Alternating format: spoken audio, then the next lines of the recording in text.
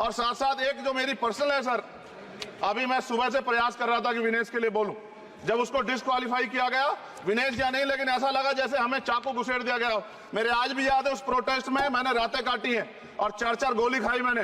ये देश की अस्मिता से जुड़ा मामला था, पर हमने हमारी मांग ये थी कि सरकार स्टैंड क्लियर कर दे, तब भी सुनवाई नहीं की गई। जब मंत्री बोलने आए तो हमने उनसे कहा कि हमें कुछ इन्फॉर्मेशन चाहिए, उस पर बात नहीं हुई। सवाल ये है सर, एक गोल्ड हमारे लिए आ रहा था और जब ये गोल्ड आता देश गौरवान्वित होता। और क्या व्यवस्था थी सर कि उसका वेट बढ़ गया, पता ही नहीं लगा सिस्टम के लोगों को।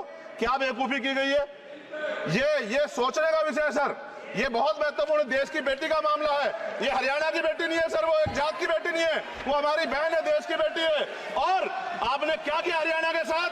आपने हरियाणा का बजट कम किया, जबकि सबसे ज्यादा मेडल हरियाणा लेके आता है। ये गलत है सर, ये धोखा है।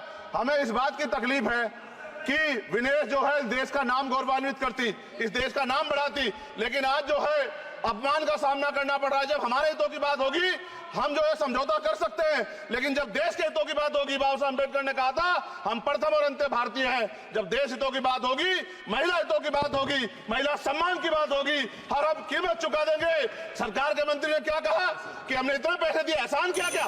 खैरात दी क्या आपने कोई? खत्म कर रहा हूं सर, खैरात दी क्या आपने कोई? इससे ज्यादा पैसे हम आपको दे देंगे, लेकिन आपको चाहिए था कि इस मामले को संभालते और देश का सम्मान बढ़ाते। आपने लापरवाही बरती, इसका खामियाजा हमें भुगतना पड़ा। मैं आपसे आग्रह करूंगा कि जब वो बेटी देश लौटे सर, जब वो बेटी देश लौटे, रुक जाओ प्लीज, प्लीज, जब वो बेटी देश लौटे, मैं आपसे आग्रह करूंगा कि स्पीकर सर यहां बुला के उसका सम्मान करें। हम सब लोग, वो देश की बेटी है सर, देश के लिए गोल्डन गर्ल है वो, उसका सम्मान यहां किया जाए सर, हमें चाहते हैं। बहुत बहुत धन्यवाद, आपने बात रखने का मौका दिया।